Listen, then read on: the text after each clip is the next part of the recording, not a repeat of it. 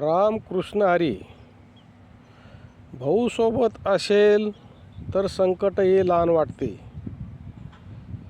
काळ कसाही असो, भावाची साथ कधी सोडू नका.